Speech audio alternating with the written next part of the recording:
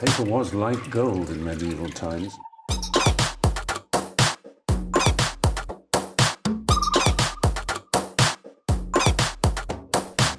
Oh, not tobacco. Sugar. That everything we thought we knew about the world might turn out to be completely wrong.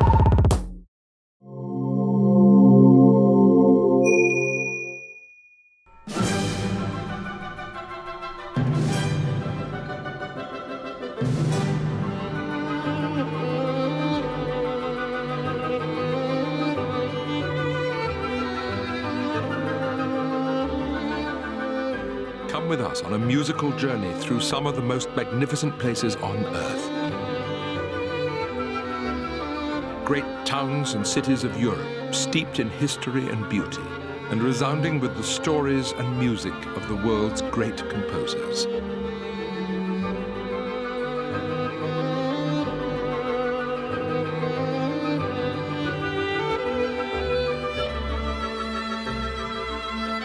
Mozart, Bach, Beethoven, Grieg, Vivaldi, Tchaikovsky. Just some of the greats in our classical destinations.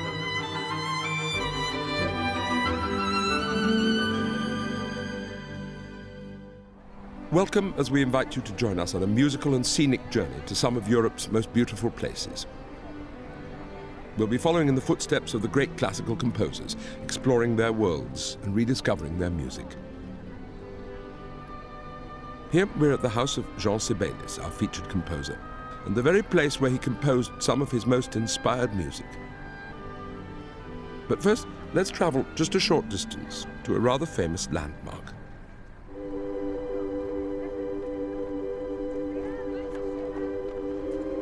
Nikki Vasilakis will again join us here in Helsinki, the capital of Finland. Helsinki is a magical blend of art and nature. A wonderful city to explore, as of course is the music of Finland's greatest composer, Jean Sibelius.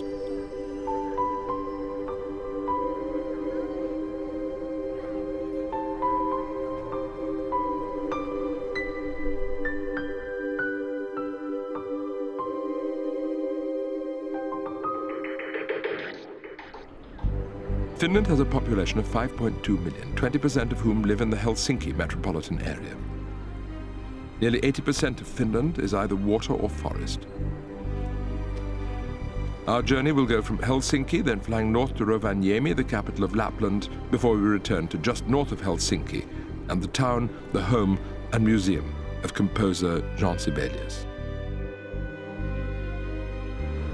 This is the Hotel Kemp, quite a renowned institution in Helsinki. Completed in 1887, the Hotel Kemp has a great many stories to tell, and Jean Sibelius was responsible for quite a few of them.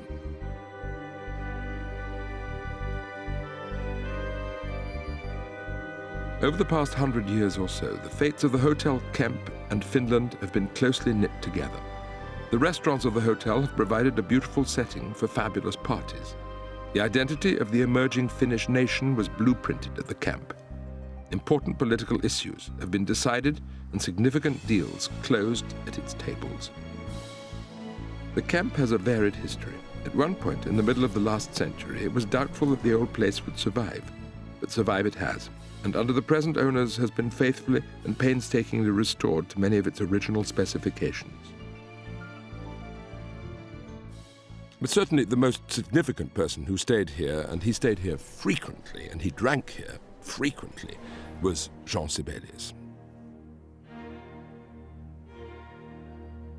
Johann Julius Christian Sibelius was born in Hämeenlinna, about 100 kilometers north of Helsinki, on December the 8th, 1865. His dissolute alcoholic father died when he was 2, leaving the rest of the family, himself, his elder sister, and young pregnant mother, Maria Carlotta, with a mountain of debt. They went to live with Maria Carlotta's mother, having lost all but a few of their earthly possessions to bankruptcy. At the time, Finland was part of the Russian Empire and was divided into 2 distinct classes of educated and uneducated. Most formal education was in Swedish, but change was in the air. In 1873, the first Finnish language school opened its doors in Sibelius's hometown, and in a moment of foresight, his mother enrolled him in it. Now, this was very important because it opened up a whole new world of Finnish mythology to him, and it fired his imagination and became the foundation for much of his music. About 30 years before Sibelius was born, a group of traditional Finnish folk songs and poems were gathered into one volume called the Kalevala. Now, the richness of this literature and its pathos were transformed by Sibelius into a 5-movement symphonic poem based on Kullervo. Jean, however, was not like this. A dreamer with a passionate love for nature and an extraordinary imagination, he was also given to sudden changes of mood, from excitable play to deep melancholy. It seems he had a gentle heart and an affectionate nature, but was not brilliant academically. But he had a passion for music and played the violin well. After finishing school in 1885, Sibelius came to Helsinki to study law.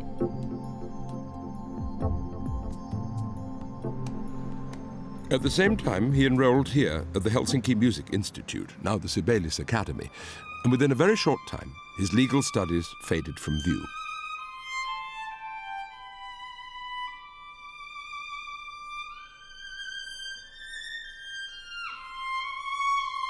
Though he dreamed of a career as a violin virtuoso, his time here convinced Sibelius that his future lay in composing rather than performing. In 1889, his first masterpiece, the String Quartet in A minor, was performed.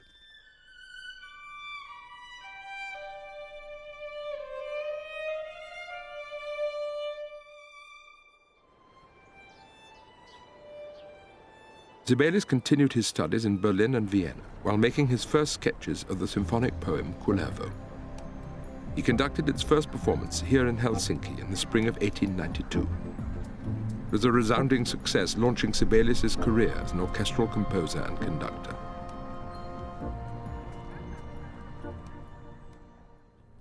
Sibelius's music sounds as if it has been exhaled from the earth and blown directly into our ears from those ancient Finnish forests and frozen lakes.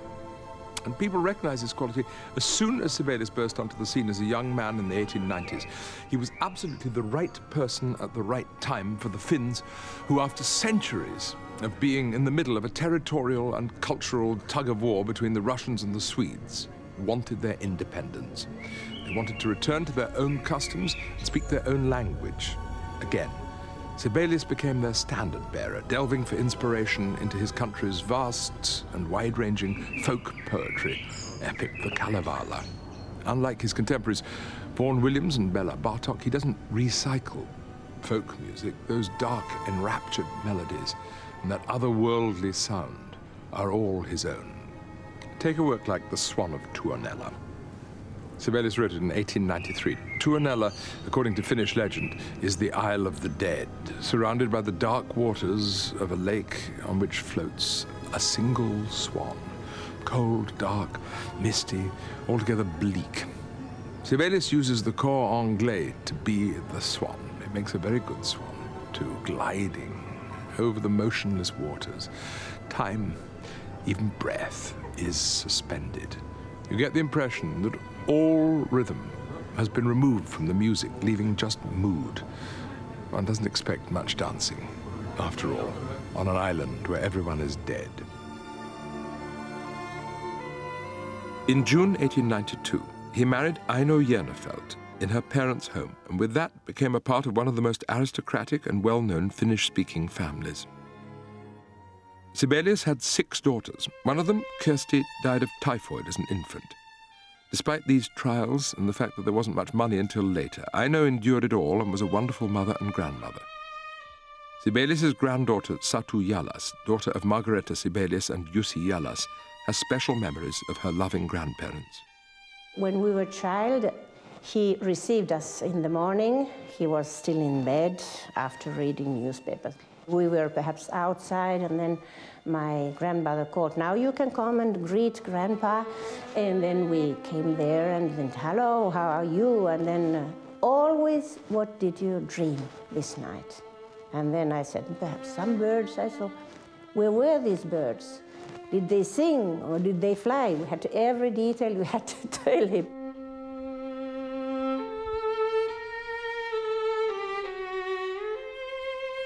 I played to him something. Sometimes he took my thumb, for instance, and just blew a little, and then he said, "What a tiny little finger, it must grow. You must go to Helmi and give some some food, that it becomes bigger."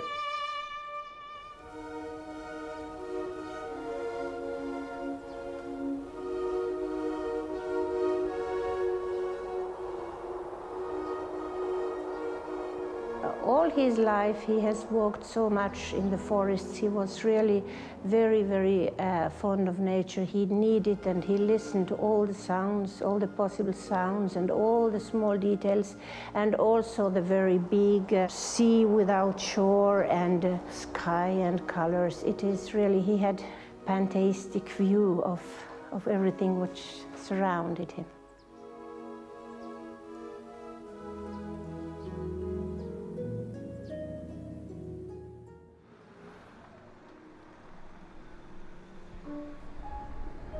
Helsinki is a good-natured city. It's small enough to have not to grapple with issues of pollution and traffic jams, but big enough to support a significant local culture. Of course, it helps if the people are friendly, and they are.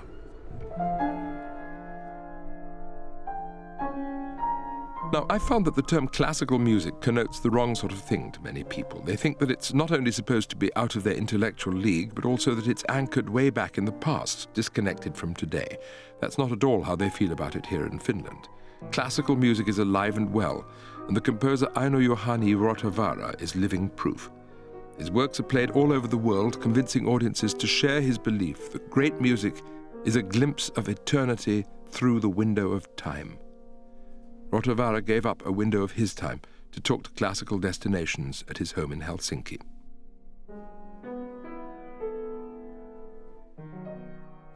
Really, I think that even politicians and even businessmen consider music important. I think this too we have to thank Jean Sibelius for, because everybody knows how important his music has been in making Finland known internationally. He was extremely sensitive to criticism, and he still was criticized quite heavily till the very end, especially in Germany, in Sweden, and that his self-criticism was growing year after year, until he burned it off, the score of his 8th symphony, which was there already. And that must have been 1942, during the war. He burned it. That's what his widow told later. Finland is a land of extremes. In summer, all around here, people are sunning themselves on harbour beaches. But even then, up north in Lapland, it can be snowing. The flight from Finland's capital, Helsinki, to Rovaniemi takes us due north over 700 kilometers, or 433 miles. There are many daily flight options. Flight time to reach this winter or summer wonderland is 80 minutes. But on arrival, you've entered another world. A world full of nature's finest offerings, vistas and landscapes. Lapland stretches across the northerly regions of Norway, Sweden, Finland, and into Russia.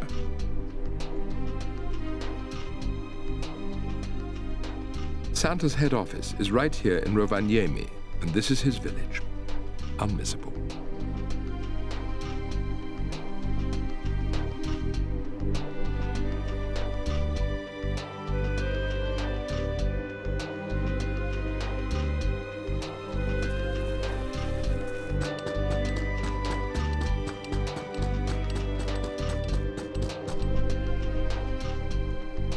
This cable marks that imaginary line which fills the heart with awe. This is the Arctic Circle, and in midsummer, everything north of this line is bathed in perpetual daylight. But in midwinter, there's no sun at all.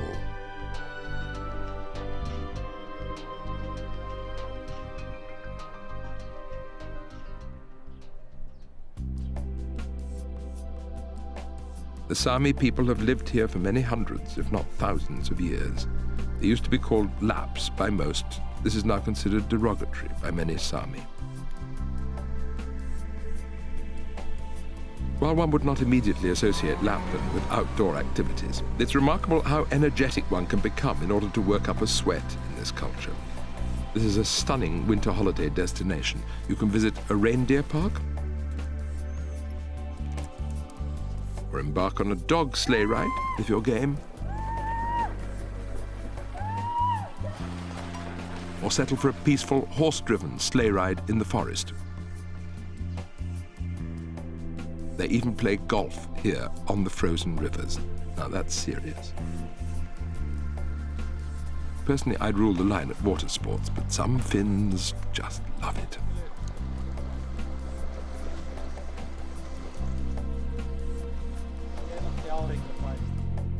Soaking up the beauty of this country gives you an understanding of how men like Sibelius and Rautavaara could be so inspired, so moved by the beauty of what surrounded them.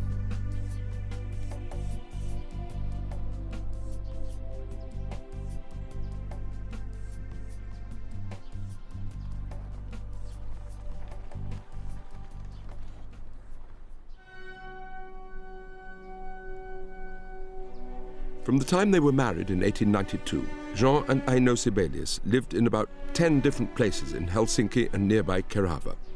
Summers were spent with friends, but Jean also spent long periods away on concert tours abroad. The lover of tranquility and space began to yearn for somewhere quieter to live and work. Nature and the woods here influenced his writing enormously.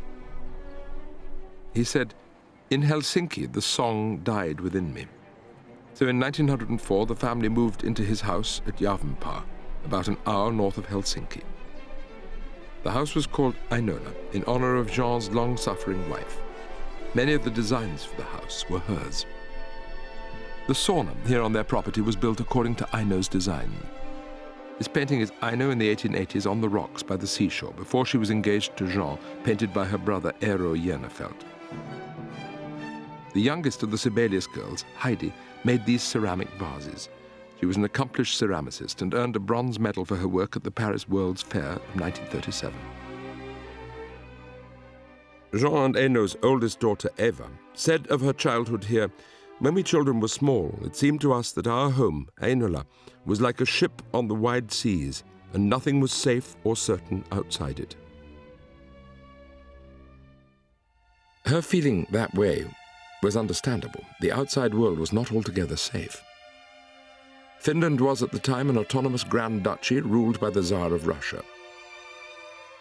From 1899 on, a period of resistance and social upheaval began in Finland, which culminated in their declaration of independence in 1917, the same year, of course, as the Russian Revolution.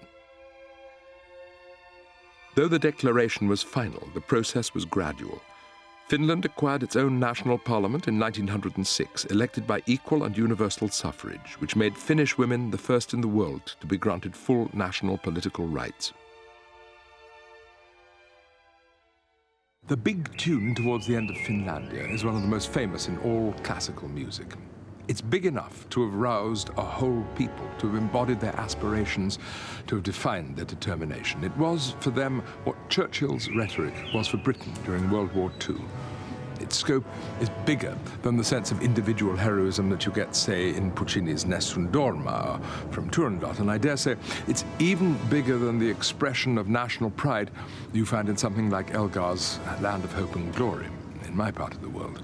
There's pressure inside it. Cometh the hour, cometh the man. The Finns needed this music, and Sibelius was its conduit. You probably have to be Finnish to appreciate just how much Finlandia must have meant 100 years ago when Sibelius wrote it. It became almost de facto the Finnish national anthem during their push for independence. In fact, it bothered the Russians so much that they banned it from public performance. Fancy a nice tune like that being considered so dangerous. It must have helped, though, because the Finns won.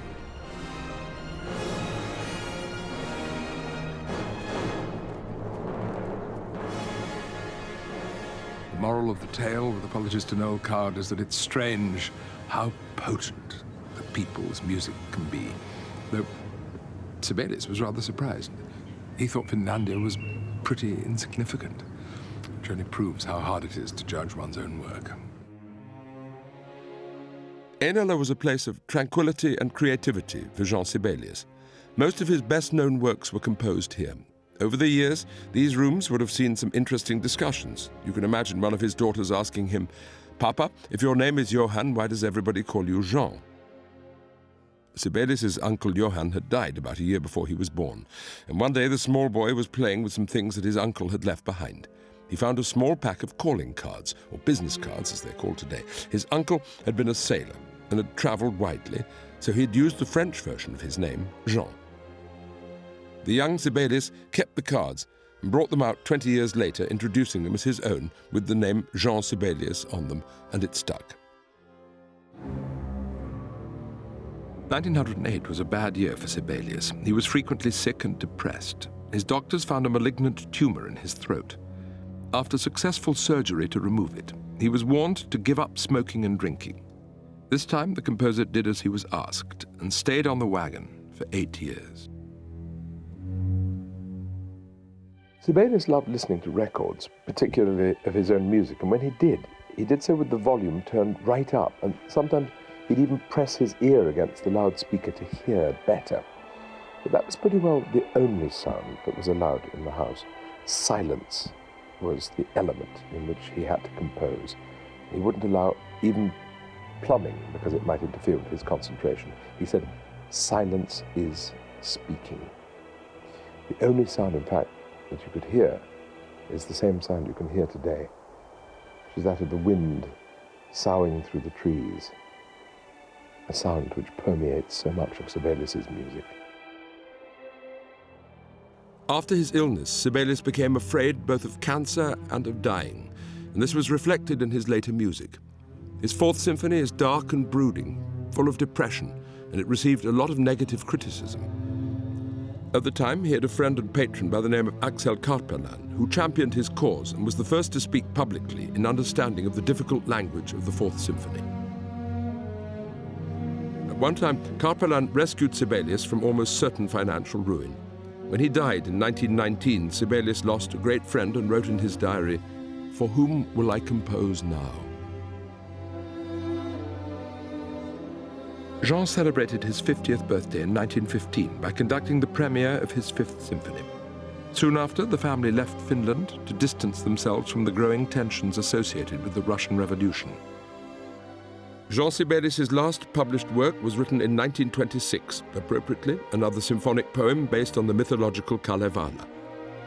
Then he simply retired from music. On the occasion of his 70th birthday, he made his last public appearance when 7,000 guests, including 3 former presidents of Finland, attended a concert in his honor. However, he lived on for another 2 decades, dying at the grand old age of 91. This would have probably surprised some of his doctors, but as Jean said, "All of the doctors who told me not to smoke and not to drink have died long ago, but I'm still living." In September 1957, he walked out into these woods, looked up to see a wedge of cranes flying south. He said, "Here they come, the birds of my youth." Just a few days later, he died of a cerebral hemorrhage here at Heinola. At the very same time, Malcolm Sargent was conducting Sibelius's Fifth Symphony in the University Assembly Hall in Helsinki.